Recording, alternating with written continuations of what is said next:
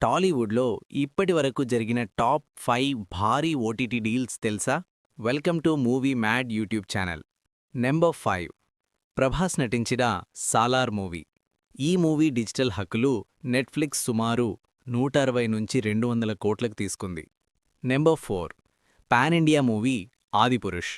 ఈ movie OTT deal సుమారు 230 నుంచి 250 కోట్ల మధ్య జరిగింది. Number 3 icon star Allu Arjun movie Pushpa 2.